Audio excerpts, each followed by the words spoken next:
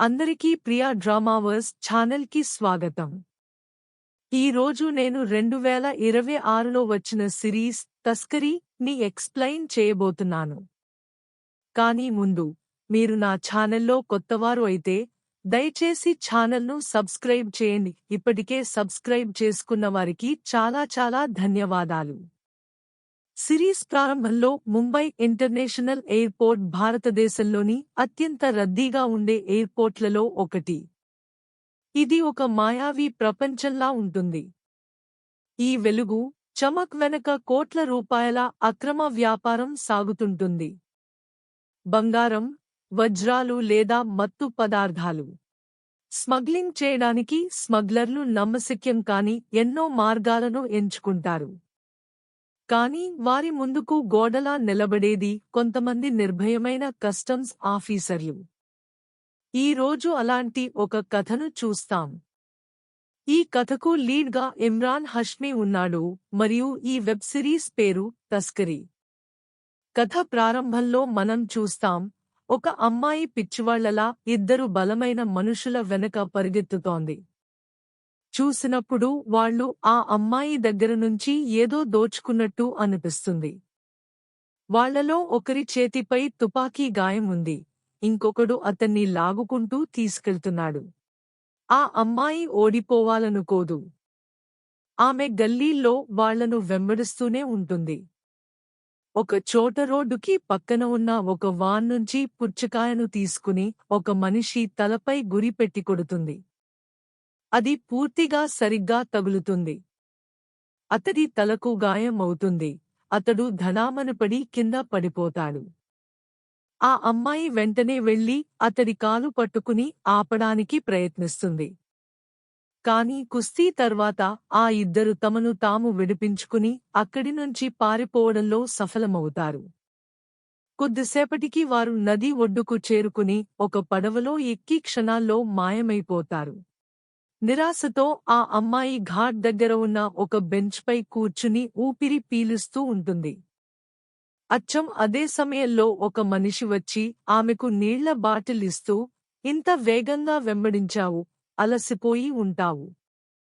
స్వాతి, నీళ్లు తాగకపోతే శరీర సిస్టమ్ బిగడిపోతుంది అని అంటాడు. అతడు సరదా స్వరంలో మాట్లాడుతున్నాడు. కాని ఆశ్చర్యకరమైన విషయం ఏమిటంటే అతడు ఆ అమ్మాయిని పేరుతోనే పిలిచాడు. ఆ అమ్మాయి పేరు స్వాతి. ఆ తర్వాత ఆ మనిషి దాదాపు బలవంతంగా స్వాతిని తన కారులోకి ఎక్కిస్తాడు. ఆ మనిషి పేరు అర్జున్ మీనా. అతడు కస్టమ్స్ సర్వీస్ ఆఫీస్లో ఒక సూపరింటెండెంట్. కాని ప్రస్తుతం అతడు సస్పెండ్ అయ్యాడు. అతడు ఎందుకు సస్పెండ్ అయ్యాడో ఆ కథను కొద్దిసేపటికి వదిలేస్తాం. ఇప్పటికీ ప్రస్తుతానికి వస్తాం. అర్జున్ కారులో కూర్చుని రమేష్ అనే వ్యక్తికి ఫోన్ చేసి, కూతుర్ని తిరిగి కావాలంటే 50 లక్షలు కావాలి అని సూటిగా చెబుతాడు. మరోవైపు స్వాతి కారులో కూర్చుని భయంతో బాగా ఏడుస్తోంది. అర్జున్ ఆమెను శాంతింపజేస్తూ, ఇంకాస్త సహనం ఉంచు, ఈ బాధ అంతా తగ్గిపోతుంది అని అంటాడు. ఇప్పుడు దృశ్యం మారుతుంది. మనం ముంబై ఇంటర్నేషనల్ ఎయిర్పోర్ట్కి చేరుకుంటాం. 2000 ఎకరాల విస్తీర్ణంలో విస్తరించి ఉన్న ఈ స్థలం ఒక భారీ వ్యాపార కేంద్రం. ఇక్కడ ప్రతిరోజూ సుమారు 1000 విమానాలు ఎగురుతాయి. 1,50,000 మందికి పైగా ప్రయాణికులు రాకపోకలు సాగిస్తారు. అలాగే 20,000 టన్నుల సరుకు రవాణా జరుగుతుంది. ఈ సరుకు పర్వతం వెనుకే తస్కర్లు మాటు వేసి కూర్చుంటారు. తస్కర్ అంటే చోరుడు లేదా స్మగ్లర్. సాధారణంగా విదేశాల నుంచి ఏదైనా విలువైన వస్తువును తెచ్చేందుకు ప్రభుత్వానికి నిర్ణీత రేటు ప్రకారం పన్ను చెల్లించాలి. ఈ పన్నును తప్పించుకోవడానికి ఎయిర్పోర్ట్ సెక్యూరిటీని మోసం చేస్తూ కొత్త మార్గాల్లో సరుకును తీసుకెళ్లే వారినే తస్కర్లు అంటారు. బంగారం నుంచి వజ్రాల వరకు అన్నీ అక్రమంగా దేశంలోకి తీసుకురావడానికి ప్రయత్నిస్తారు. కానీ వారి మార్గంలో అతిపెద్ద అడ్డంకి కస్టమ్స్. కస్టమ్స్ ఆఫీసర్ల కళ్లలో మట్టి కొట్టడం లేదా వారి జేబుల్లో లంచం పెట్టి విలువైన సరుకును బయటకు తీయడమే తస్కర్ల లాభం. ఈ దాగుడుమూతల ఆటలో కొన్నిసార్లు తస్కర్లు గెలుస్తారు, కొన్నిసార్లు కస్టమ్స్ ఆఫీసర్లు, మరికొన్ని సందర్భాల్లో ఇద్దరికీ లాభం కలుగుతుంది. ఈ రోజున ప్రపంచం నలుమూలల నుంచి చాలా జాగ్రత్తగా దాచిన విలువైన సరుకులు ముంబైకి రానున్నాయి. ప్రజలు కస్టమ్స్ ఆఫీసర్లను మోసం చేసి బయటకు వెళ్లేందుకు ప్రయత్నిస్తారు. ఈ ఆటలో ఈ రోజు ఎవరు గెలుస్తారో చూద్దాం. ఇక్కడ మనం కొంతమందిని చూస్తాం. మిలాన్ నగరం నుంచి శాలిని సింగ్, అల్దీరా నుంచి వరుణ్ కటారియా, బ్యాంకాక్ నుంచి హేమా కంఘానీ, అడిస్ అబాబా నుంచి స్వాతి సాలుంఖే. వీరంతా వేర్వేరు మార్గాల్లో బంగారం మరియు డైమండ్స్ను దాచుకుని కస్టమ్స్ దాటేందుకు సిద్ధమవుతున్నారు. శాలిని తన బ్యాగ్లోని ప్రతి పొరలో కలిపి మొత్తం 3 కోట్ల రూపాయల విలువైన సరుకును దాచుకుంటుంది. వరుణ్ తన ల్యాప్టాప్లో బంగారు పలుచని బార్లను వేర్వేరు భాగాలతో కలిపి దాచుతాడు. వాటి విలువ 65 లక్షలు. హేమ తన గడియారంలో 6 లక్షల రూపాయల డైమండ్స్ తీసుకెళ్తుంది. అర్జున్ పట్టుకున్న స్వాతి మాత్రం చాక్లెట్లా మింగి తన కడుపులో 52 లక్షల రూపాయల హెరాయిన్ తీసుకెళ్తోంది. వీరంతా తమ తమ ప్రదేశాల నుంచి ముంబైకి బయలుదేరుతారు. ముంబై కస్టమ్స్ ఆఫీసర్ అబ్బాస్ ఒమర్కు అతని ఖబరీ వికీ నుంచి సమాచారం వస్తుంది. హేమ అనే ఒక మహిళ భారీ సరుకు తీసుకుని ముంబైకి వస్తోందని, ఆమెను పట్టుకుంటే పెద్ద బహుమతి దక్కుతుందని.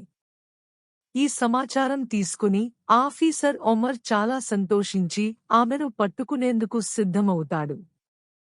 ఇదే సమయంలో మనం హేమాను విమానంలో ఎక్కుతున్నట్లు చూస్తాం. ఆమె తన పక్కన కూర్చున్న ఒక కుటుంబంతో, వారి పిల్లలతో చాలా స్నేహంగా మాట్లాడుతుంది. విమానంలో వస్తున్న ఈ నలుగురు తస్కర్లకు తమ విధిలో ఏముందో తెలియదు, అలాగే 48 గంటల ముందు ఏమి జరిగిందో కూడా తెలియదు. 48 గంటల ముందు అంటే 2 రోజుల క్రితం పార్లమెంట్లో ప్రతిపక్షం కస్టమ్స్ తప్పిదాల వల్ల దేశానికి భారీ ఆర్థిక నష్టం జరుగుతోందని అంశాన్ని లేవనెత్తింది. దీని బాధ్యత మొత్తం ఫైనాన్స్ మినిస్టర్ మీద పడుతుంది. ఫైనాన్స్ మినిస్టర్ శాఖపై చర్చ జరుగుతుంది. ప్రతి సంవత్సరం ఎంత బంగారం సరిహద్దు దాటుతున్నా దానిపై ఉండాల్సిన పన్నులో సగం కూడా కస్టమ్స్కు రావడం లేదు. అసలు నిర్లక్ష్యం ఎక్కడ జరుగుతోంది? మంత్రి అవినాష్ చాలా కారణాలు చెబుతాడు. కాని ప్రధాని ఏదీ అంగీకరించడానికి సిద్ధంగా ఉండడు. ఆయన మాటల్లో ఇంకా కఠినంగా పనిచేయాలి. అవసరమైతే బాధ్యతగల అధికారులను పనిలో పెట్టి వారికి ప్రమోషన్లు ఇవ్వండి. లేదంటే రాబోయే ఎన్నికల్లో కుర్చీ కదులుతుంది. అందుకే మంత్రి అవినాష్ ఆఫీసు నుంచి బయటకు రాగానే ఫోన్ చేసి కొంతమంది నిజాయితీగల, శక్తివంతమైన, పనిపట్ల ఆకలితో ఉన్న అధికారులను డ్యూటీలోకి పెట్టాలని ఆదేశిస్తాడు. ఈ క్రమంలోనే ప్రకాష్ కుమార్ అనే చాలా కఠినమైన కస్టమ్స్ ఆఫీసర్ ఎంట్రీ ఇస్తాడు. మనం చూస్తాం, ప్రకాష్ కుమార్ తన డ్యూటీ జాయిన్ అవుతాడు. దీనికి తర్వాత స్వాతి చాలా భయంతో ఎయిర్పోర్ట్ నుంచి బయటకు వెళ్తున్న దృశ్యం చూపిస్తారు. అదే సమయంలో మొదటి సీన్లో ఉన్న ఇద్దరు మనుషుల్లో ఒకడు ఆమెను వెంబడిస్తూ ఎవరికో ఫోన్లో ఈ విషయం తెలియజేస్తాడు. మరోవైపు శాలినిని చూపిస్తారు. ఆమె కస్టమ్స్ ఆఫీసర్ దగ్గరకు వచ్చి తాను కేవలం 3లు మాత్రమే తీసుకువచ్చారని చెబుతూ రికార్డుల్లో నమోదు చేయించుకుంటుంది. ఆమె చుట్టూ చూసి ఆఫీసర్తో నెమ్మదిగా, మీ భాగం సాయంత్రం వరకు చేరుతుంది అని చెబుతుంది. ఆఫీసర్ నిశ్శబ్దంగా అన్ని ఫార్మాలిటీస్ పూర్తి చేసి ఆమె బ్యాగ్ మరియు పాస్పోర్ట్ చెక్ చేసి శాలినిని వెళ్లనిస్తాడు. ఇక్కడ ఆఫీసర్ ఒమర్ హేమాను పట్టుకోవడానికి కూర్చున్నాడు. హేమ ఆమె స్నేహం చేసిన హేమ గడియారాల రసీదును కూడా చూపిస్తుంది. ఆఫీసర్ ముఖం వాడిపోతుంది మరియు ఆమెను విడిచిపెడతాడు. హేమ నవ్వుతూ బయటకు వస్తుంది. ఇక్కడ ఒక విషయం గమనించాల్సింది. నేరస్తులు తమ బుద్ధిని సరైన విధంగా ఉపయోగిస్తే పెద్ద పెద్ద సమస్యలకు పరిష్కారాలు కనుగొనగలిగేవారు. కానీ వారు అలా చేయరు. సరే, హేమ ఇప్పుడు అదే కుటుంబం గదికి వస్తుంది. వారు ఆమెతో కలిసి వచ్చారు. అక్కడ ఒక చిన్న పాప చేతిలో ఒక బొమ్మ ఉంటుంది. నిజానికి ఆ బొమ్మలో దాచిపెట్టి ఆమె 31 కోట్ల రూపాయలు పింక్ డైమండ్స్ తీసుకువచ్చింది. ఆమె ఎలా అందరి కళ్లలో మట్టి కొట్టిందో ఊహించండి. ఈ పని పూర్తయ్యాక ఖబరీ వికీకి సరుకును సురక్షితంగా బయటకు తీసిన తర్వాత కమిషన్ అందుతుందని చూపిస్తారు. అంటే వికీ ఒకవైపు ఖబరీ, మరోవైపు దొంగలతో కూడా కలిసి ఉన్నాడు. మరోవైపు వికీ ఇంటి యజమానిని కూడా ముందుగానే హెచ్చరించి ఉంచాడు. దీనికి తర్వాత మనం ప్రకాష్ కుమార్ను చూస్తాం. అతడు చీఫ్ కమిషనర్ను కలవడానికి ఆఫీస్కు వస్తాడు. తరువాత మనం స్వాతిని చూస్తాం. ఆమె ఒక టాక్సీలో వెళ్తూ ఉండగా ఆమెకు చాలా చెమట పడుతోంది. అప్పుడు అకస్మాత్తుగా టాక్సీ ఆపించి అదే ఇద్దరు మనుషులు లోపలికి ఎక్కుతారు. స్వాతి బయటకు వెళ్లేందుకు ప్రయత్నిస్తుంది, కాని వారు ఆమె ముక్కుపై ముష్టి కొట్టి నిశ్శబ్దంగా ఉండమని చెబుతారు. దీని తర్వాత వారు స్వాతి ఫోన్ నుంచే ఆమె అంకుల్కు కాల్ చేసి $50 లక్షల విమోచన డబ్బు డిమాండ్ చేస్తారు. చివరికి $25 లక్షలపై ఒప్పందం కుదురుతుంది. ఆ తర్వాత అంకుల్ రఘు అనే వ్యక్తిని పిలిచి పని వచ్చేసింది అని చెప్పి అన్నీ వివరంగా చెబుతాడు. మళ్ళీ మనం ప్రకాశ్ను చూస్తాం. చీఫ్ కమిషనర్ అతని ఫైల్ చూసి, నీ జాయినింగ్ రేపు కదా, మరి ఈ రోజు ఎందుకు వచ్చావు అని అడుగుతారు. ప్రకాష్ సమాధానంగా, ఎయిర్పోర్ట్ చుట్టూ తిరిగి చూడాలని ఒక రోజు ముందే వచ్చాను అని చెబుతాడు. చీఫ్ అతనికి పెద్దగా ప్రాధాన్యం ఇవ్వకుండా వెళ్లబోతారు. అప్పుడు ప్రకాష్ చెబుతాడు, తాను ఒక రిపోర్ట్ తయారు చేశానని, అందులో ఎయిర్పోర్ట్లో ఉన్న చాలా లోపాలు మరియు ఇక్కడి అధికారుల కుమ్మక్కు గురించి రాశానని. చీఫ్ చిరాకు పడుతూ అడుగుతారు, నా ఆఫీసర్లు అవినీతిలో ఉన్నారని నీకు అనిపిస్తుందా? ప్రకాష్ అవును అంటాడు. కానీ చీఫ్ అంగీకరించడానికి సిద్ధంగా ఉండడు. అదే సమయంలో అక్కడి నుంచి వరుణ్ వెళ్తూ ఉంటాడు. ప్రకాష్ అతడిని ఆపి అతని బ్యాగ్ చెక్ చేయమని అంటాడు. వరుణ్ తనకు తొందర ఉందని, తన బ్యాగ్ ఇప్పటికే చెక్ అయిందని చెబుతాడు. కాని ప్రకాష్ పట్టుబడతాడు. బలవంతంగా అతని ల్యాప్టాప్ బ్యాగ్ను స్కాన్ చేస్తారు. ప్రకాశ్కు అనుమానం వస్తుంది. కాని వరుణ్, దీనిలో నా డేటా మాత్రమే ఉంది, స్కాన్ చేస్తే పాడైపోతుంది అని చెబుతాడు. ప్రకాశ్ వినడు. ల్యాప్టాప్ వెనుక భాగాన్ని తెరిచి బంగారు బార్లను బయటకు తీస్తాడు. వరుణ్ ఇవి తనవి కాదని నెపం వేస్తాడు. కాని అందరికీ అతడు అబద్ధం చెబుతున్నాడని అర్థమవుతుంది. వరుణ్ను అరెస్టు చేస్తారు. చీఫ్ కమిషనర్కు ప్రకాష్ పనికొచ్చే మనిషిని అర్థమవుతుంది. అందుకే అతడిని ఈ రోజే డ్యూటీ జాయిన్ అవ్వమని చెబుతారు. ప్రకాష్ చీఫ్కు సలహా ఇస్తాడు, ఇక్కడి 30 మంది అధికారులను ట్రాన్స్ఫర్ చేసి కొత్తవాళ్లను తీసుకురావాలని. చీఫ్ ఒకేసారి 30 మందిని మార్చడం సాధ్యం కాదని అంటాడు. అదే సమయంలో చీఫ్కు ఒక మంత్రి నుంచి ఫోన్ వస్తుంది. మంత్రి ఏకైక అల్లుడు సింగపూర్ నుంచి వస్తున్నాడు, అతని ప్రోటోకాల్ చూడాలని చెబుతారు. చీఫ్ ఈ బాధ్యతను ప్రకాష్కు ఇస్తూ, మొదటి పని బాగా చేయాలి అని చెబుతాడు. ప్రోటోకాల్ అంటే అతడిని ఒక విఐపి వ్యక్తిలా ప్రత్యేక అతిథిగా చూసుకోవాలి, ఎలాంటి ఇబ్బంది లేకుండా బయటకు పంపాలి. ఎయిర్పోర్ట్ నుంచి బయటకు వెళ్లే వరకు కఠిన భద్రత మధ్య అతడిని తీసుకెళ్లాలి. చెకింగ్ అనేది కేవలం పేరుకే ఉండాలి. ప్రకాష్ కేవలం యువకుడు, ధైర్యవంతుడే కాకుండా చాలా తెలివైనవాడు కూడా. మంత్రి అల్లుడికి సరిగా ఆతిథ్యం ఇవ్వకపోతే ఏమవుతుందో అతడికి బాగా తెలుసు. అందుకే సిద్ధార్థ్ గుప్తా అనే అల్లుడికి అతడు ఇచ్చిన ఆతిథ్యం ముంబై ఎయిర్పోర్ట్ ఆఫీసర్లు సంవత్సరమంతా గుర్తుంచుకునేలా ఉంటుంది. అతడు ఇది అంతా ఎలా చేశాడో ముందుగా తెలుస్తుంది. ప్రకాష్ ముందుగా సీసీటీవీ రూంకి వెళ్లి అక్కడి నుంచి సిద్ధార్థ్ పై నిఘా పెడతాడు. సిద్ధార్థ్ విమానం నుంచి దిగుతాడు, కాని అతడిని రిసీవ్ చేయడానికి ఎవ్వరూ రావడం లేదు. అతడికి విఐపి సర్వీస్ రావాలి కదా. సాధారణ ప్రయాణికుల గుంపులో చిక్కుకుని సిద్ధార్థ్ చాలా చిరాకు పడతాడు. అతడు తన అసిస్టెంట్కు ఫోన్ చేస్తాడు. అసిస్టెంట్ చెప్పినదేమిటంటే తానే మంత్రిగారితో మాట్లాడి బాధ్యత అప్పగించారని. సిద్ధార్థ్ కోపంతో ఒంటరిగా ముందుకు సాగిపోతాడు. కాని విఐపి సర్వీస్ లభించకపోవడంతో అతడికి చాలా ఇబ్బందులు ఎదురవుతాయి. ప్రకాష్ నిరంతరం సీసీటీవీ ఫుటేజ్ చూస్తూ సిద్ధార్థ్ ఎక్కడికి వెళ్తున్నాడో గమనిస్తుంటాడు. ఈ మధ్యలో చీఫ్ రెండుసార్లు ప్రకాష్కు ఫోన్ చేస్తారు. కాని ప్రకాష్ ఫోన్ కట్ చేస్తాడు.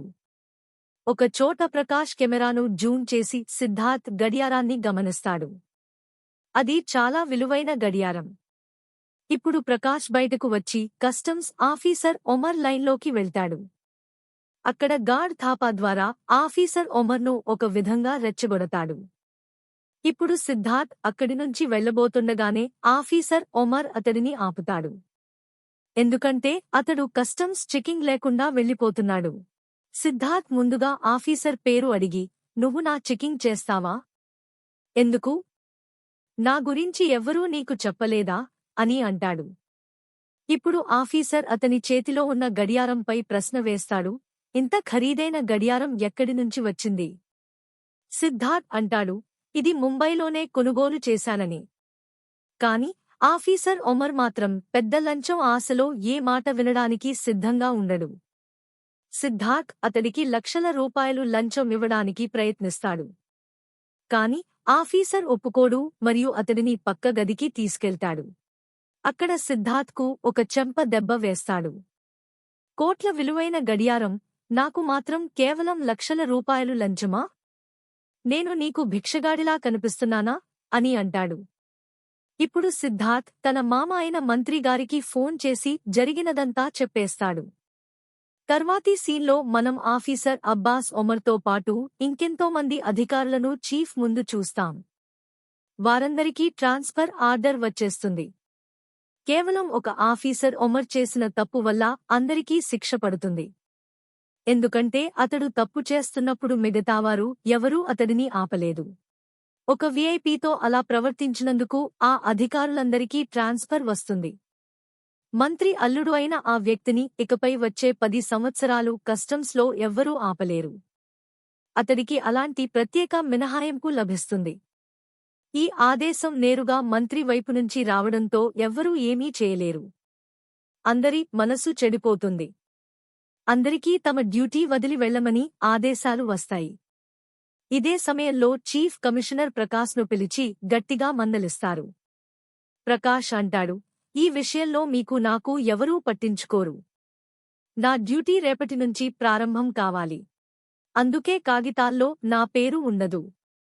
మీకు నాకు మధ్య జరిగిన సంభాషణకు ఎలాంటి రికార్డు కూడా లేదు. చీఫ్ అంటారు, అది సరే. కానీ నువ్వు ఇలా ఎందుకు చేశావు? ఇక్కడ ఇప్పటికే అధికారుల కొరత ఉంది. అప్పుడు ప్రకాష్ 3 పేర్ల జాబితా ఇస్తాడు. అర్జున్ మీనా, రవి గుజ్జర్, మితాలి కామత్. వీళ్ల సస్పెన్షన్ ముగించి తిరిగి పిలవాలి అని అంటాడు. చీఫ్ అడుగుతారు, నువ్వు వీళ్లను తెలుసా? ప్రకాష్ అంటాడు, తెలియదు. కాని వీళ్ల పని చాలా అద్భుతంగా ఉండేదని విన్నాను. ఇప్పుడు కథ మళ్లీ అదే పాత సీన్కి వెళ్తుంది. స్వాతిని కిడ్నాప్ చేసి ఒక గదిలో కట్టేసి ఉంచిన చోటికి. అకస్మాత్తుగా అక్కడికి రఘు వచ్చి కాల్పులు ప్రారంభిస్తాడు. కిడ్నాపర్లు స్వాతిని వదిలేసి పారిపోవడం మొదలు పెడతారు. రఘు వేసిన బుల్లెట్ ఒకరి చేతికి తగులుతుంది. తర్వాత స్వాతి వాళ్ల వెనక పరుగెత్తుతుంది. ఇదే సీన్ను మనం కథ ప్రారంభంలో చూశాం. చివరికి అర్జున్ స్వాతిని తన కారులో కూర్చోబెడతాడు. అసలు విషయం ఏమిటంటే, స్వాతి హెరాయిన్ స్మగ్లింగ్ చేస్తున్న సంగతి అర్జున్కు ముందే తెలుసు. అందుకే తన 2 మనుషులతో కలిసి ఆమెను కిడ్నాప్ చేసినట్టు నాటకం వేశాడు. ఆ కిడ్నాపర్లు మూసా మనుషులు. వాళ్లు అప్పటికే పడవలో పారిపోయారు. అర్జున్ స్వాతిని ఒక బిల్డింగ్ టెర్రస్ పైకి తీసుకెళ్లి ఆమె నుంచి 50 లక్షల రూపాయలు తీసుకుంటాడు. డబ్బుల బ్యాగ్ అర్జున్ చేతికి రాగానే అతడికి ఒక కాల్ వస్తుంది. ఒక ఆఫీసర్ అతడికి తన సస్పెన్షన్ ఆర్డర్ రద్దు అయిందని, వెంటనే అసిస్టెంట్ కమిషనర్ను కలవాలని చెబుతాడు. అర్జున్ స్వాతిని వదిలేసి రఘుతో, నీ సేఫ్కి చెప్పు, నా ఉద్యోగం తిరిగి వచ్చిందని. ఇకపై ఎయిర్పోర్ట్లో నీ ఈ బొమ్మలను చూడకూడదు అని అంటాడు. రఘు అంటాడు, ఇంత నిజాయితీగా మారిపోయావంటే డబ్బులు తిరిగి ఇవ్వు. అర్జున్ సమాధానం ఇస్తాడు, డబ్బుల బ్యాగ్ చేతికి వచ్చిన తర్వాతే కాల్ వచ్చింది, ఉద్యోగం తిరిగి వచ్చిందని. కాల్ ముందే వచ్చి ఉంటే డబ్బులు వదిలేసేవాడిని. ఇప్పుడు ఇవి నావే అని చెప్పి అక్కడి నుంచి వెళ్ళిపోతాడు. కాని అతడికి తెలియదు, ఇకపై అతడు ఎవరి ఎదుట నిలబడబోతున్నాడో. ఒక సింహమా? లేక మరింత భయంకరమైన వేటగాడా? ఇప్పుడు మనం ఒక మహిళను చూస్తాం. ఆమె తన బిడ్డతో కలిసి కూరగాయల మార్కెట్కి వచ్చింది. ప్రతి దుకాణం దగ్గర ధరలు అడుగుతూ చాలా జాగ్రత్తగా కూరగాయలు కొనుగోలు చేస్తుంది. కూరగాయలు చేతిలో పట్టుకున్న వెంటనే బరువు తక్కువగా ఉందని ఆమెకు అర్థమవుతుంది. కూరగాయల అమ్మకుడు వాదనకు దిగుతాడు, బరువు తక్కువగా లేదని. కాని ఆ మహిళ ఒప్పుకోదు. అమ్మకుడు మళ్లీ తూకం వేసి చూపిస్తానని అంటాడు. తూకం వేసి పూర్తిగా 4 కిలోలు అని చెబుతాడు. కాని ఆమె అంటుంది, నేను చేతిలో పట్టగానే చెప్పాను, ఇది 3.5 కిలోలే. మీరు 4 కిలోలు అంటున్నారు. సరిగ్గా తూకం వేయండి, లేదంటే పెద్ద లఫడా అవుతుంది. అమ్మకుడు భయపడి తాను బరువులో మోసం చేశానని ఒప్పుకుంటాడు. అప్పుడే ఆ మహిళకు ఒక ఆఫీసర్ నుంచి ఫోన్ వస్తుంది. ఆ మహిళ ఇంకెవరో కాదు, సస్పెండ్ అయిన ఆఫీసర్ మితాలి కామత్. ఆమె సస్పెన్షన్ ఈరోజే ముగిసింది. ఇప్పుడు మితాలి గురించి కొంచెం తెలుసుకుందాం. మితాలి తన టీంలో నడుస్తూ తిరిగే ఎన్సైక్లోపీడియా లాంటిది. ఆమెను గూగుల్ అని కూడా చెప్పొచ్చు. ఇతర ఆఫీసర్లకు సాధారణ విదేశీ వస్తువుల ధరలు కూడా సరిగ్గా తెలియని చోట మితాలికి ప్రపంచంలోని అత్యంత అరుదైన మరియు పురాతన వస్తువుల విలువలు నోటికే గుర్తుంటాయి. దీన్ని ఆమె ప్యాషన్ అని చెప్పొచ్చు. ఈ లక్షణం వల్లే ఆమె ట్యాక్స్ మోసాలను సులభంగా పట్టేస్తుంది. మితాలి ఒక సింగిల్ మదర్. ఆమె తన కూతురితో కలిసి ఉంటుంది. తర్వాత సీన్ మారుతుంది. మనం ఎయిర్పోర్ట్ కస్టమ్స్ చెకింగ్ ఏరియాను చూస్తాం. అక్కడ ఒక వ్యక్తి ఒక ఉద్యోగి దగ్గరకు వచ్చి అతని నేమ్ ప్లేట్ చదివి అడుగుతాడు, కుల్వీర్, నీ ఊరు ఎక్కడా? ఛత్తీస్గఢ్. ఉద్యోగంలోకి వచ్చి ఎన్ని సంవత్సరాలు అయ్యాయి? కుల్వీర్ ఏమీ సమాధానం చెప్పకుండా పక్కకు వెళ్ళిపోతాడు. అతడు అడుగుతాడు, ఈ ప్రశ్నల అర్థం ఏమిటి? అప్పుడు ఆ వ్యక్తి ముందుకు వచ్చి అంటాడు, దూరంగా కనిపిస్తున్న విదేశీయులను చూస్తున్నావు కదా, వాళ్ల దగ్గర ఏమీ ఉండదు. ఆ వైపు ఉన్న వృద్ధ దంపతుల దగ్గర కూడా ఏమీ లేదు. వాళ్ళు తమకు ప్రియమైన వారి భస్మాన్ని తీసుకువస్తున్నారు. కాని అక్కడ ముందుగా నేవీ బ్లూ జాకెట్ వేసుకున్న ఆ మనిషిని చూపిస్తూ, అతడిని పట్టుకుంటే పని కుదిరినట్టే అని అంటాడు. కుల్వీర్ చిరాకుపడి, ఇవన్నీ నాకు చెప్పడం వల్ల మీకు ఏం లాభం? ఇవన్నీ మీకు ఎలా తెలుసు అని అడుగుతాడు. ఆ వ్యక్తి నవ్వుతూ, నేను సాంటా క్లాజ్ని. నీ ముఖం చూస్తే ఇప్పటివరకు ఒక్క కేసు కూడా పట్టుకోలేదని అర్థమవుతోంది అని అంటాడు. కుల్వీర్ బాధగా ఆ జాకెట్ వేసుకున్న మనిషి దగ్గరకు వెళ్లి అతడు ఎక్కడినుంచి వస్తున్నాడో అడిగి పాస్పోర్ట్ కోరుతాడు. ఆ మనిషి కొంచెం గాబరాగా తాను బ్యాంకాక్ నుంచి వస్తున్నానని చెబుతాడు.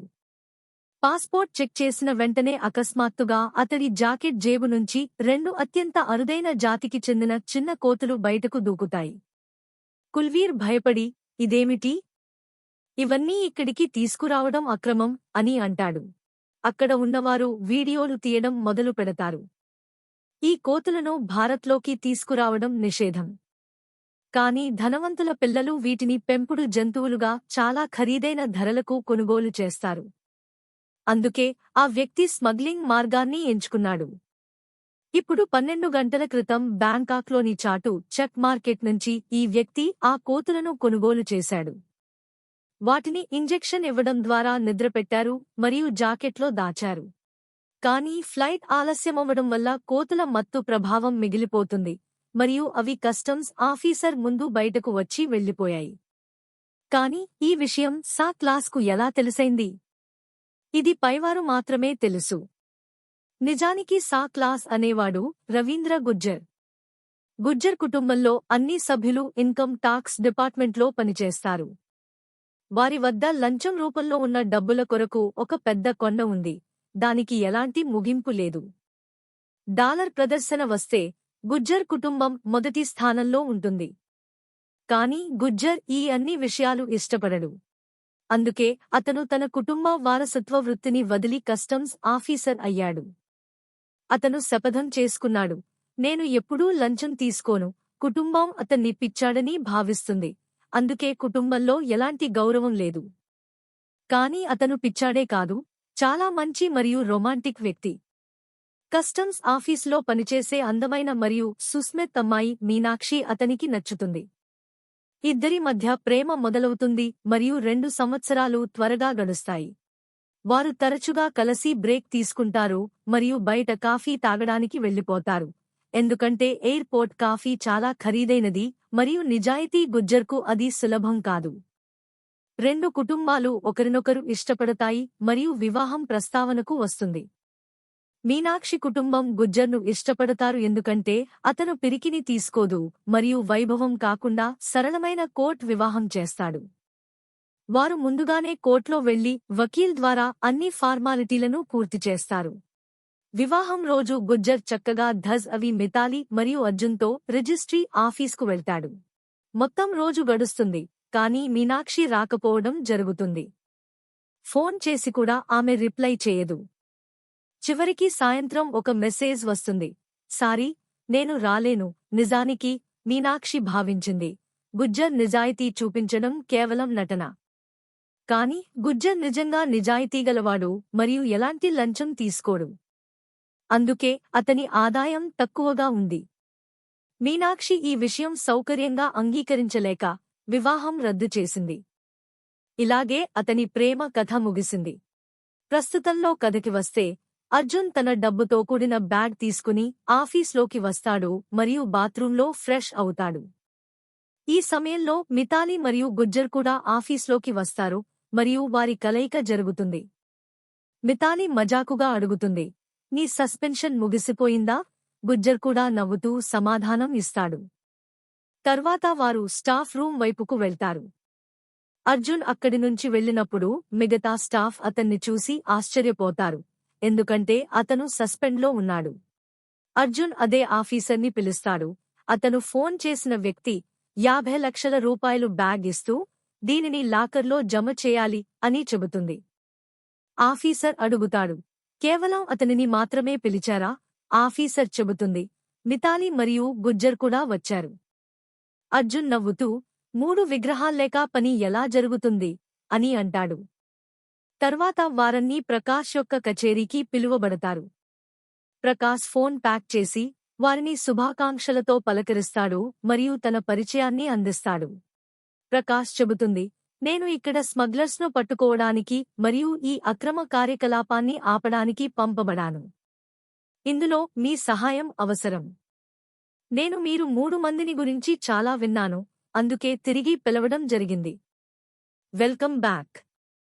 నా సమయంలో మీరు ఎవరినీ పట్టుకునేందుకు భయపడవద్దు. ఎవరికైనా పట్టుకోవచ్చు.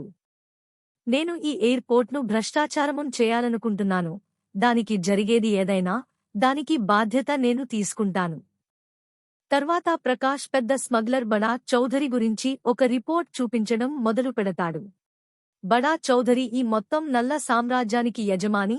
మిలాన్ నగరంలో కూర్చుని ముంబై, బ్యాంకాక్, ఇటలీ, ఇథియోపియా మరియు ఆల్దీరా వంటి ప్రదేశాల్లో స్మగ్లింగ్ వ్యాపారం నడుపుతున్నాడు. కథ చాలా పాత నుండి మొదలైంది. బడా చౌధరి మరియు చిన్న చౌధరి ఇద్దరు సోదరులు. చిన్న చౌధరి అక్రమ పనులు చేస్తూ పెద్ద సోదరుడికి సహాయం చేస్తాడు. పెద్ద సోదరు చదువులో మెరుగ్గా ఉండేవాడు మరియు చిన్న సోదరుడు కూడా సరిగా జీవించాలి అనేవాడు. చిన్న సోదరుడు అక్రమ ప్రపంచంలో చాలా పేరు తెచ్చుకున్నాడు. పెద్ద గ్యాంగ్లు అతడితో పని ఆఫర్ చేస్తాయి. కాని అతను శాంతమైన జీవితం జీవించాలనుకున్నాడు. ఒకరోజు పెద్ద సోదరుడి కష్టం ఫలించడంతో అతను ఇంజనీరింగ్ పూర్తి చేశాడు. కాని అదే రోజు దుఃఖం వచ్చి చేరింది. సోదరుడితో ఆనందాన్ని పంచుకోవడానికి వెళ్లిన మార్గంలో గుండెలు చిన్న చౌధరి గాయపెట్టి చంపేశారు. ఆ రోజు నుండి పెద్ద సోదరుడి జీవితం మారింది. తన అన్ని డిగ్రీలను చిన్న సోదరి శవంతో కరిగించి, తరువాత అతడి చంపినవారిని ఒక్కోసారి అంతం చేశాడు. ఆ తర్వాత అతను సిండికేట్ వ్యాపారంలో అడుగుపెడతాడు. ఆ సమయంలో మొబైల్ కొత్తగా వచ్చేసింది. భారతంలో చాలామంది మొబైల్ స్మగ్లింగ్ చేస్తారు. కానీ బడా చౌధరి మెమొరీ కార్డ్ సిండికేట్ మొదలుపెట్టాడు. చిన్న సమయాల్లో అతను పెద్ద డీల్స్ చేశాడు మరియు మెల్లగా వ్యాపారం విదేశాలకు విస్తరించింది. వ్యాపారం పెరుగుతూ ఎయిర్పోర్ట్లోని కొన్ని ఆఫీసర్లను డబ్బుతో కొనగలమని గమనించాడు. వారికి కమిషన్ ఇవ్వడం మొదలుపెట్టాడు మరియు వ్యాపారం మరింత పెద్దది అయ్యింది. ఇప్పుడు అతనికి మరిన్ని వ్యక్తులు అవసరమయ్యారు. అప్పుడే ఆంటా, సురేష్ మరియు అతని తిజ రాహుల్ ప్రవేశం చెందారు. ఆంటాతో కలిసి బడా చౌధరి మిడిల్ ఈస్ట్ నుండి బంగారం స్మగ్లింగ్ చేయడం మొదలుపెట్టాడు. అదే సమయంలో కార్లోస్ ద్వారా ఇథియోపియా నుండి డ్రగ్స్ వ్యాపారం ప్రారంభమైంది. దాని బాధ్యత రమేష్ యొక్క సోదరుడి చేతుల్లో ఉంది. అదే రమేష్ ఎవరు స్వాతిని విడిపించడానికి రఘుని పంపినవాడు. తర్వాత మిసెస్ సాయన్ లండన్ మరియు ఇటలీ నుండి వ్యాపారం నిర్వహిస్తుంది మరియు లగ్జరీ బ్యాగ్స్, పర్స్ స్మగ్లింగ్ చేస్తుంది. ఈ వ్యాపారం గత 20 సంవత్సరాలుగా కొనసాగుతోంది. మిలాన్లో ఒక ఫ్యాషన్ షోలో బడా చౌధరి ప్రియాంక అనే విదేశీ మోడల్ను ఇష్టపడ్డాడు. ఆ అమ్మాయి కూడా అతన్ని ప్రేమించింది, పెళ్లి చేసుకుంది మరియు తన ధర్మాన్ని మార్చి పేరు బీటా చౌధరి పెట్టింది. ఇప్పుడు వారు ఇటలీకి కోమో వద్ద ఒక శాన్ బంగల్లో ఉంటారు మరియు వారికి ఒక కొడుకు కూడా ఉంది. ఈ అన్ని విషయాలు చెప్పిన తర్వాత ప్రకాష్ చెబుతుంది, ఇప్పుడు మీరు ఈ బడా చౌధరి సిండికేట్ను మూలం నుండి పూర్తిగా అంతం చేయాలి. మీరు పాత విధంగా పనిచేయాలి, కానీ ఇప్పుడు మరింత జాగ్రత్తగా, క్రియాశీలంగా ఉండాలి. భ్రష్టాచారాన్ని మూలం నుండి తొలగించాలి. ఎవరైనా ఎదురుగా ఉన్నా, ఎంత పెద్ద అధికారి అయినా, అది భ్రష్టుడు అయితే అతడిని వదలరాదు. అర్జున్ చెబుతుంది, మాకు ఇంకా ఎక్కువ ఆఫీసర్ల అవసరం ఉంటుంది. కానీ మితాలి తిరిగి చెబుతుంది, సర్, మీ ట్రాన్స్ఫర్ త్వరగా జరుగుతుందేమో. అంటే మాకు బాధ్యత అప్పగించి మీరు లీకవుతున్నట్లయితే మేము ఇబ్బంది పడతాం. ప్రకాష్ నమ్మకం ఇస్తూ, నేను ఎన్నికల ఫలితాల వరకు ఇక్కడే ఉంటాను. చింతించకండి, మీరు పని మీదే దృష్టి పెట్టండి అని చెబుతాడు. బయటకు వచ్చి గుజ్జర్ మితాలికి చెబుతుంది, నువ్వు ఇలా అడగకూడదు. మితాలి సమాధానంగా చెప్పింది, ముందే తెలుసుకుంటే మంచిది, లేనప్పుడు మనం చిక్కుతాం. సార్ బయటకు వెళ్ళిపోయారు. అదే సమయంలో గుజ్జర్ దృష్టి మీనాక్షిపై పడుతుంది. అతను ఆమె కోసం దగ్గరికి వెళ్తాడు. మీనాక్షి అతన్ని నాటకం చేయకుండా చెబుతుంది. కాని గుజ్జర్ ఒక రసీదు ఇవ్వడం ద్వారా డబ్బులు అడుగుతాడు. అతను చెబుతాడు, ఆ రోజు వివాహానికి 450 రూపాయలు ఫుగా ఖర్చు అయ్యాయి మరియు నువ్వు రాలేవు. ఇది నా నష్టం. కాబట్టి డబ్బులు నీవు ఇవ్వాలి. మీనాక్షి ఆశ్చర్యపడి అడుగుతుంది, నువ్వు నన్ను డబ్బులు అడుగుతున్నావా? గుజ్జర్ చెబుతాడు, ఇది నా కష్టానీతి సంపాదన. మీనాక్షి కోపంగా తన ఒక స్నేహితురాలి వద్ద 500 రూపాయల నోట్ తీసుకుని అతనికి ఇస్తుంది. గుజ్జర్ తన జేబు నుండి చల్లని డబ్బులు తీసుకుంటాడు, కానీ దొరకవు. మీనాక్షి చెబుతుంది, రూ. టిప్ అని పరిగణించు. గుజ్జర్ కోపంగా చెబుతాడు, నేను హోటల్ వేటర్నా, టిప్ ఉంచుదానా? అతను అర్జున్ను పిలుస్తూ చల్లని డబ్బులు అడుగుతాడు. కాని ఆత్మపరిచయం గుర్తు చేసుకుంటూ అర్జున్ గణనలో 500 మాత్రమే వస్తాయని గుర్తు చేసుకుంటాడు. డబ్బులు తీసుకుని వెళ్ళిపోతాడు. అర్జున్ మీనాక్షి నుండి గుజ్జర్ తరపున మన్నించమని అడుగుతాడు. ఇప్పుడు సీన్ మారి మనం ఇటలీకి కోమోలోని బంగల్లో చేరతాము. అక్కడ శర్మ జీ బడా చౌధరి వద్దకు వస్తారు.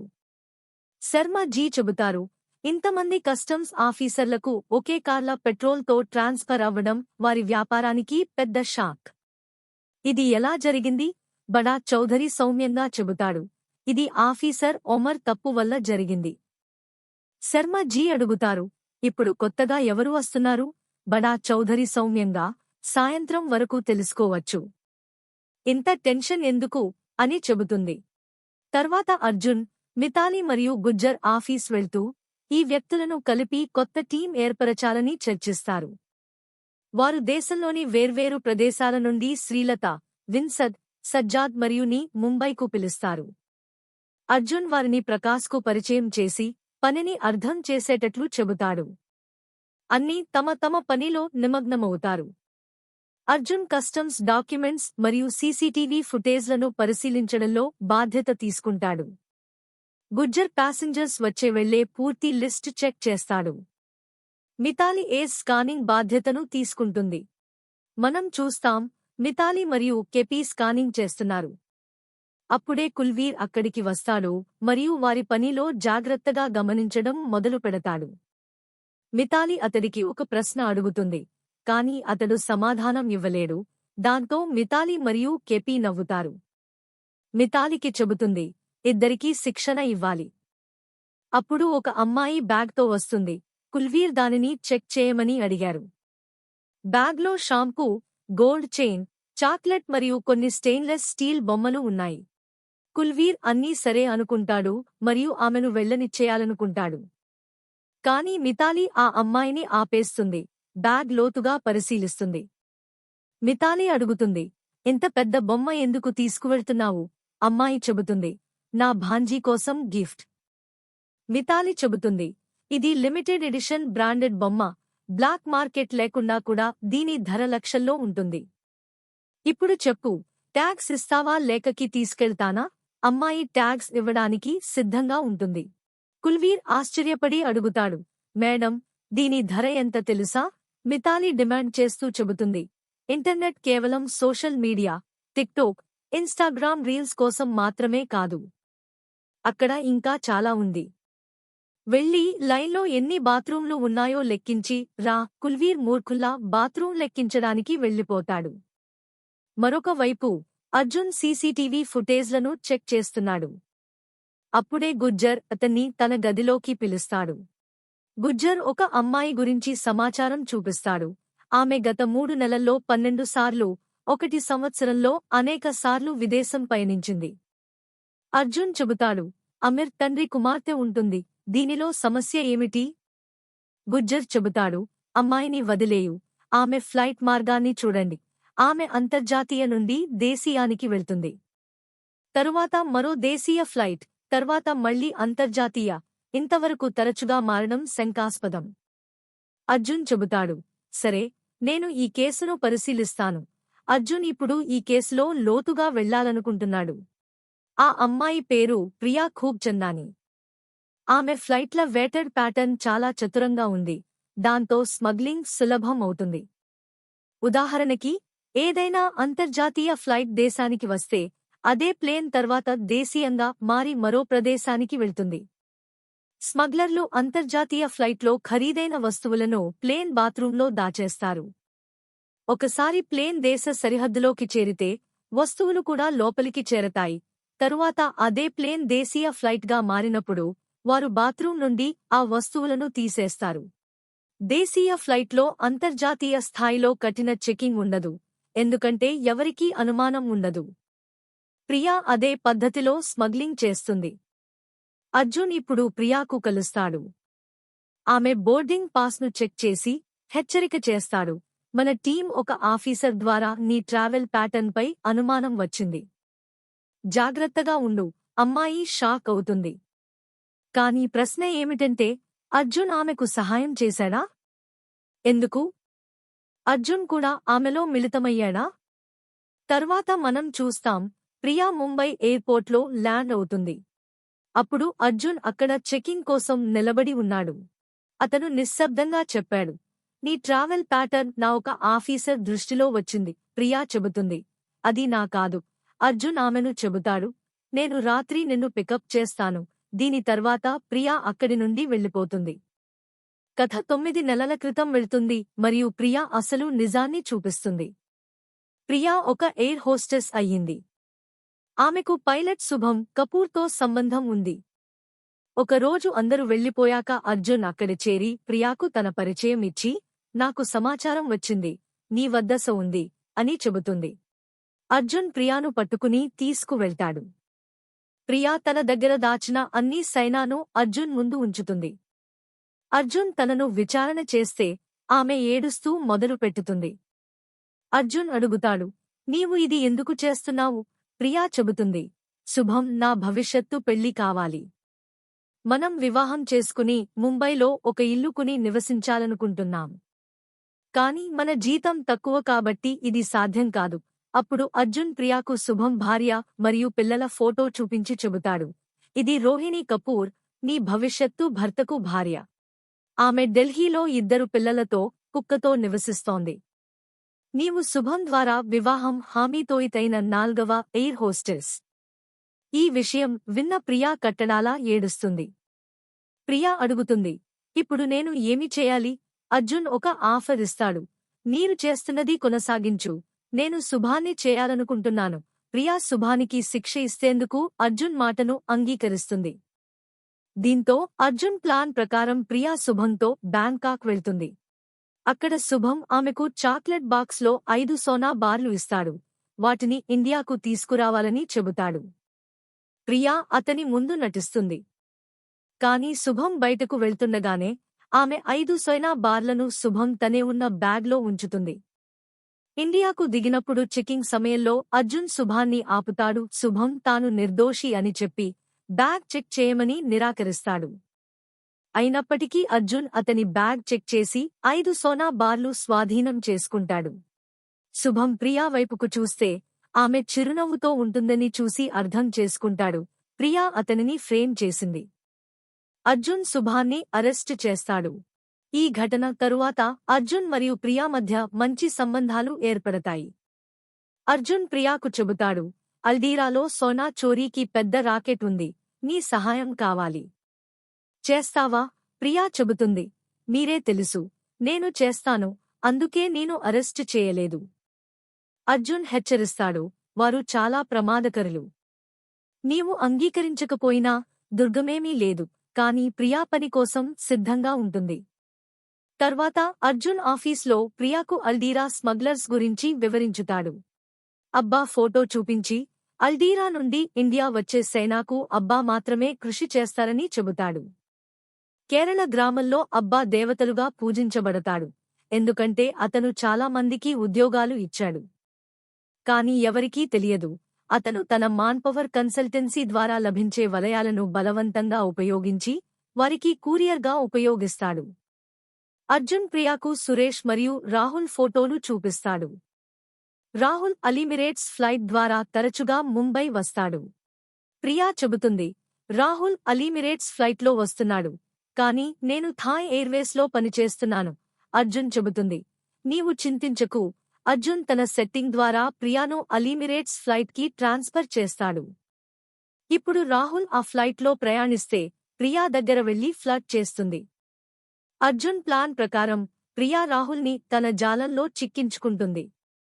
రాహుల్ ప్రియాకు కార్డ్ ఇస్తాడు మరియు అల్దీరా వెళ్లే ప్రతిసారీ కలుద్దాం అని చెబుతాడు. ప్రియా అల్దీరాలో రాహుల్తో ఎక్కువ సమయం గడుపుతుంది. మాట్లాడుతున్నప్పుడు స్మగ్లింగ్ను ప్రస్తావిస్తుంది. ఒకరోజు ఫ్లైట్లో ప్రియా రాహుల్ ముందు ఏడుస్తూ నటిస్తుంది. నాకు ఉద్యోగం నుండి రిమూవ్ అయ్యింది అని చెబుతుంది. రాహుల్ భావిస్తాడు, ప్రియా ఒక ఎయిర్ హోస్టెస్ కావడంతో ఆమె సోనా చోరీలో సహకారం చేయగలదు. కాబట్టి రాహుల్ ప్రియాను తన గ్యాంగ్లో చేరమని ఆఫర్ ఇస్తాడు. ప్రియా అప్పుడు అబ్బా గ్యాంగ్లో చేరుతుంది. రాహుల్ ప్రియాను తన ఫ్యాక్టరీకి తీసుకెళ్తాడు.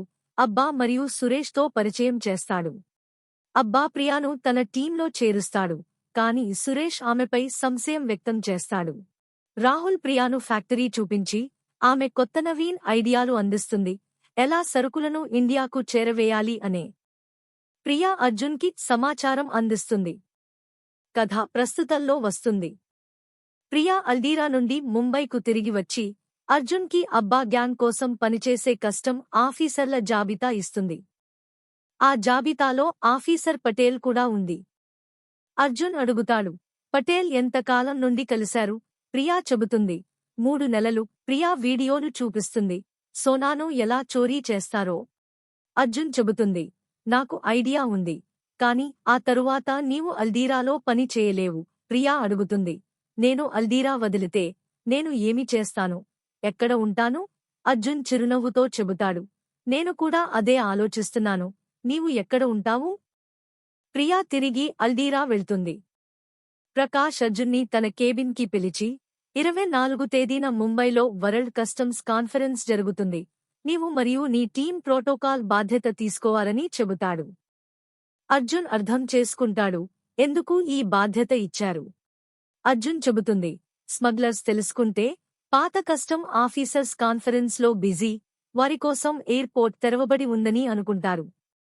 అర్జున్ సీసీటీవీ ద్వారా పూర్తి ఎయిర్పోర్ట్ పరిశీలించి బయటికి వస్తాడు. అప్పుడు ఆఫీసర్ పటేల్తో కలుస్తాడు. అర్జున్ పటేల్కి చెబుతాడు, 24 తేదీన మీరు అన్ని బిజీ, ఎయిర్పోర్ట్లో ఉండరు. పటేల్ సిండికేట్తో కలిసి ఉంది అని అర్జున్ తెలుసు. పటేల్ వెంటనే బడా చౌధరికి ఫోన్ చేసి సమాచారం ఇస్తాడు.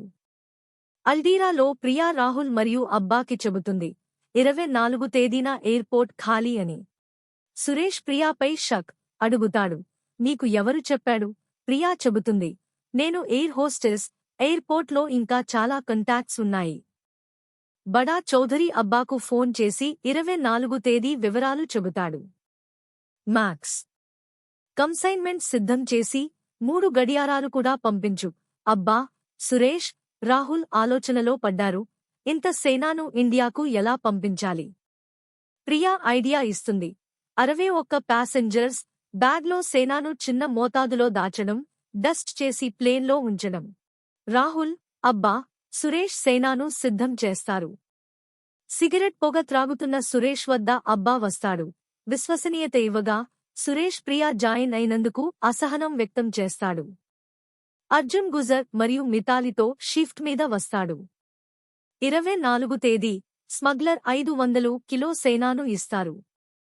మితాలి అడుగుతుంది, ఎలా? ఆ రోజు డ్యూటీ లేదు, అర్జున్ చెబుతాడు. ప్రకాశ్ చివరి నిమిషంలో డ్యూటీ షిఫ్ట్ మార్చుతాడు. తరువాత స్మగ్లింగ్ ప్రారంభం. చివరి ఫ్లైట్ ఎయిర్పోర్ట్ నుండి బయలుదేరినప్పుడు అర్జున్ మెసేజ్తో ఆపరేషన్ స్టార్ట్. ఎయిర్పోర్ట్లో హడావిడిగా జరుగుతుంది. విభిన్న నగరాల నుంచి స్మగ్లర్లు భారత్కు వస్తున్నారు. మిలాన్లో బడా చౌధరికి శర్మ సమాచారం ఇస్తాడు. బడా చౌధరి అనుమానం వ్యక్తం చేస్తాడు.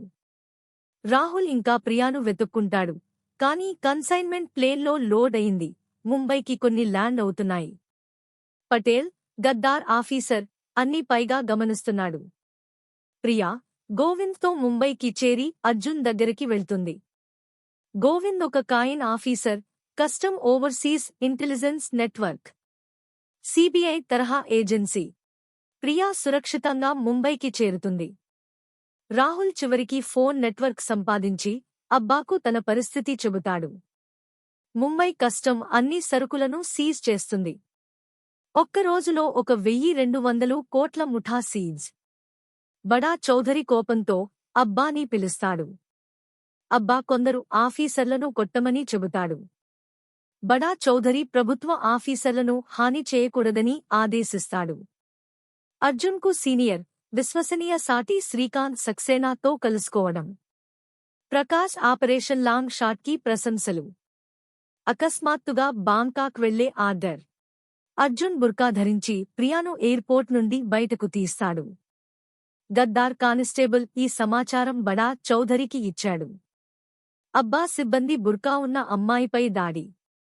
కాని అది మితాలి అని అర్థమవుతుంది.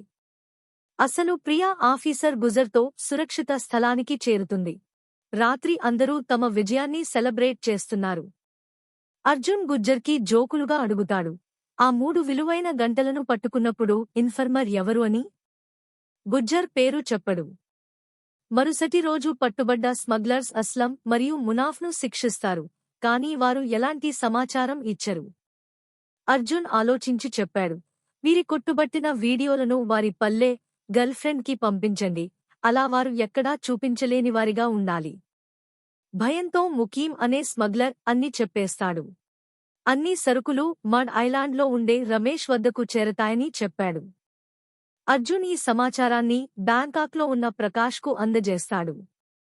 ఆ సమయంలో ప్రకాష్ని కలిసేందుకు పెద్ద చౌధరి యొక్క మోస్ట్ ట్రస్టెడ్ మనిషి శర్మ వస్తాడు. అతను ప్రకాష్ను హోటల్ టాప్ ఫ్లోర్కి తీసుకెళ్తాడు. అక్కడే పెద్ద చౌధరి ఎదురుచూస్తున్నాడు. చౌధరి ప్రకాష్కి చెబుతాడు, శత్రుత్వంలో సమయం వృధా అవుతుంది. వచ్చి స్నేహం చేద్దాం. నీ పెద్ద బాస్ కూడా నా జేబులో ఉంది. అతను ప్రకాష్ను లాలించేందుకు, బెదిరించడానికి ప్రయత్నిస్తాడు.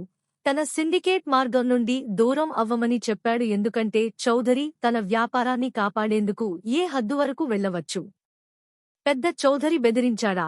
ప్రకాష్ను లేదా పెద్ద విదేశీ కమిషన్ అంబాసిడర్గా చేసేస్తానా లేదా చాలా వెనుక ప్రాంతానికి ట్రాన్స్ఫర్ చేస్తానా అని. ప్రకాష్ డాంగ్ చోటపై చెబుతాడు, నా కోసం దేశం అత్యంత పెద్దది. నేను వంగను. చౌధరి చెబుతాడు, కావున మనం ఇక కలవము. ప్రకాష్ సమాధానం ఇస్తాడు, మళ్ళీ కలుద్దాం. బ్యాంకాక్ నుండి ప్రకాష్ తన సీనియర్కు ఫోన్ చేసి కోపంగా ఉంటాడు. ఎందుకు అతన్ని తెలియకుండా చౌధరి వద్దకు పంపించారో. ఆ సమయంలో కస్టడీలో అస్లం మరియు ముకీం భయంతో ఉన్నారు. ముకీం చెప్పాడు, ఇచ్చిన సమాచారం తిరిగి మారుతుంది.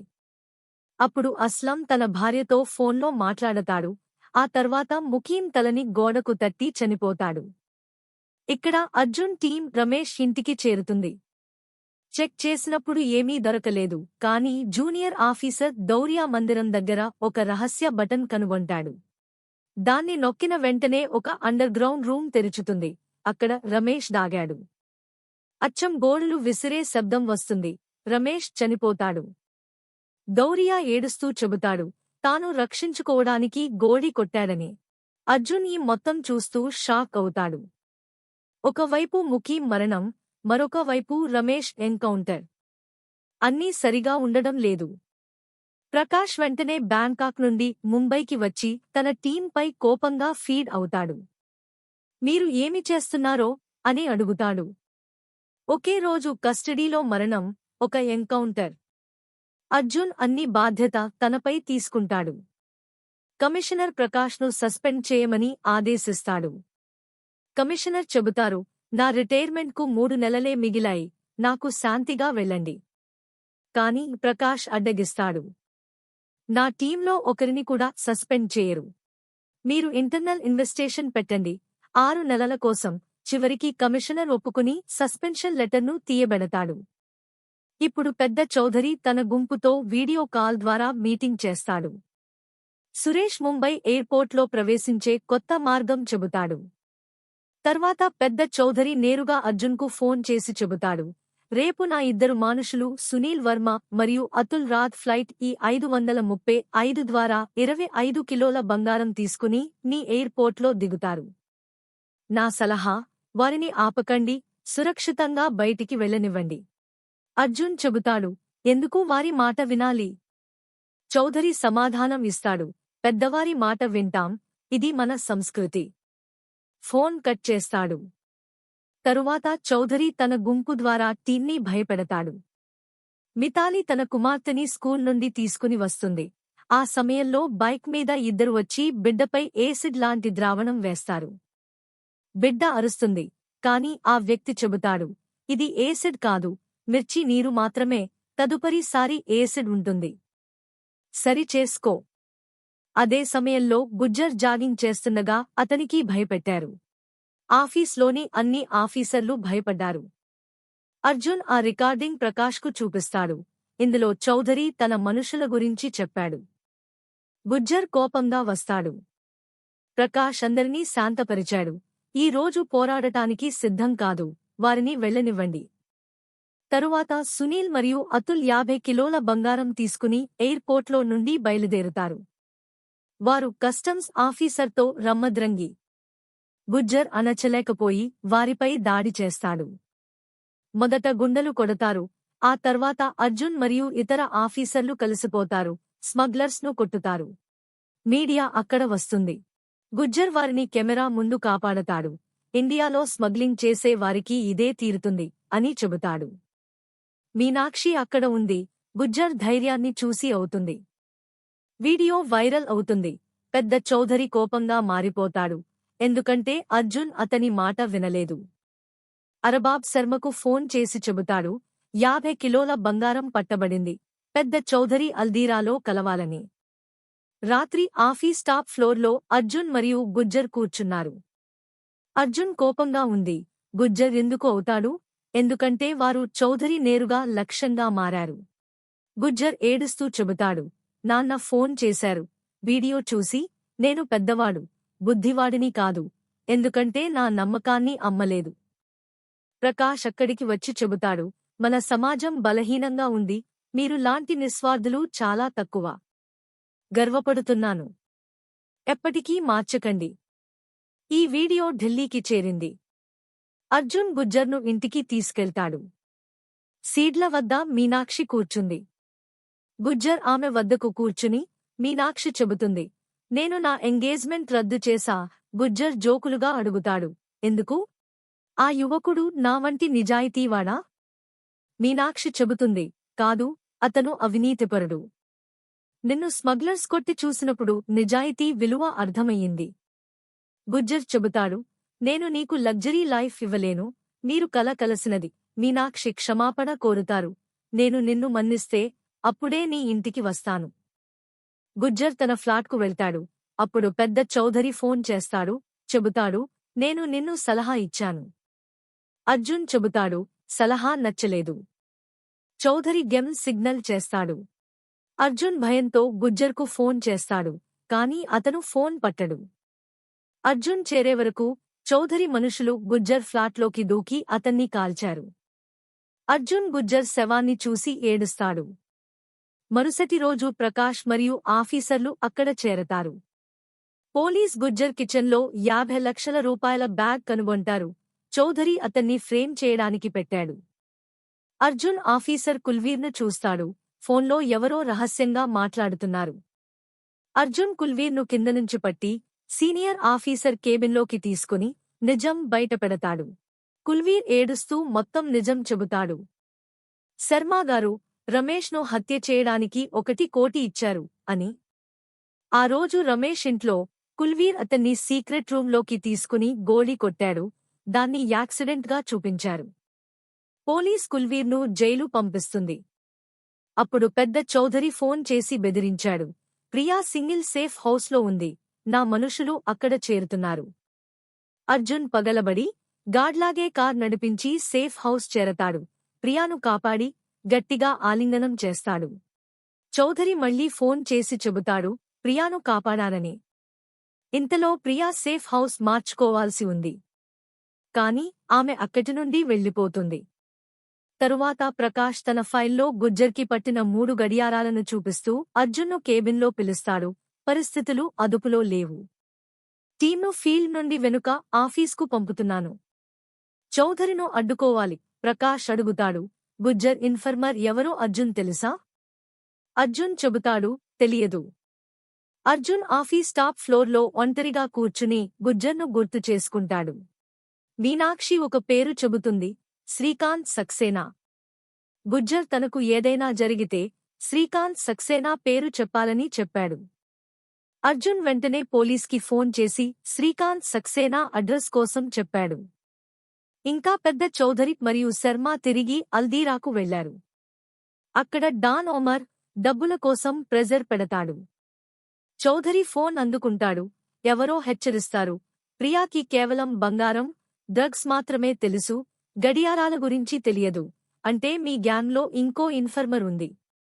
అతన్ని కనుగొనండి, లేకపోతే పెద్ద నష్టం. క్యామ్లో ఆ వ్యక్తి ముఖం కనిపిస్తుంది. పెద్ద ట్విస్టు, అతను ప్రకాష్. ప్రకాష్ నిజాయితీ ఆఫీసర్ మాస్క్ పెట్టి చౌధరి కోసం పని చేస్తున్నాడు. ఫ్లాష్ బ్యాక్లో చూపిస్తారు, ప్రకాష్ 20% ప్రాఫిట్ కోసం చౌధరి సురక్షితంగా పంపించడం చేస్తాడు. కుల్వీర్కి డబ్బులు ఇస్తూ రమేష్ హత్య కూడా అదే. వెనుక అల్దీరాలో పెద్ద చౌధరి ఒమర్కు వాగ్దానం ఇస్తాడు, వచ్చే వారం వరకు డబ్బు చెల్లిస్తా. ఆయన 2 టన్నుల బంగారం డిమాండ్ చేస్తాడు. ఈసారి ఎవరు కూడా పట్టుకోలేరు. ఉమర్ అంగీకరిస్తాడు. తర్వాత పెద్ద చౌధరి, శర్మ హోటల్కి వెళ్తారు. సురేష్, అన్నా, రాహుల్ ముందే ఉన్నారు. వారు 2 టన్నుల బంగారం ఇండియాకు పంపే ప్లాన్ చేస్తారు. సురేష్ ఒక ప్రమాదకర ఐడియా ఇస్తాడు. ఇటీవల ఇండియన్ టూరిస్ట్ బస్సు ఒక యాక్సిడెంట్లో పలుమంది మృతి చెందారు. ఆ మృతదేహాల కంటైనర్లో బంగారం పెట్టి ఇండియాకు పంపిస్తారు. అర్జున్ ఆఫీసర్ శ్రీకాంత్ ఇంటికి వెళ్తాడు. శ్రీకాంత్ అర్జున్ని చూసి గుర్తించుకుంటారు. 12 సంవత్సరాల క్రితం నన్ను కాపాడిన ఇన్ఫర్మర్ ఇంకా అల్దీరాలో ఉంది. ఆయననే గడియారాల సమాచారం ఇచ్చారు. అప్పుడు నేను గుజ్జర్కి చెప్పాను. గుజ్జర్ చెప్పాడు, ఏదైనా జరిగితే నేను ఈ సమాచారం మీకు ఇస్తా. అప్పుడే శ్రీకాంత్ ఫోన్ వస్తుంది. సురేష్. అతను చెబుతాడు, 40 కబ్రాలో 2 టన్నుల బంగారం పెట్టి ఇండియాకు పంపిస్తున్నారు. 2012 ఫ్లాష్ బ్యాక్. శ్రీకాంత్ డ్యూటీపై ఉన్నారు. సురేష్ను తాకుతూ పకడ్బందీతో పట్టారు. సురేష్ ఏడుస్తూ చెప్పాడు, భార్య చాలా రోగంగా ఉంది, డబ్బులు అవసరం. అప్పుడు శ్రీకాంత్ ఒక షరతు పెట్టాడు, సురేష్ చౌధరి గ్యాంగ్లో చేరి ఇన్ఫర్మర్ అవ్వాలి.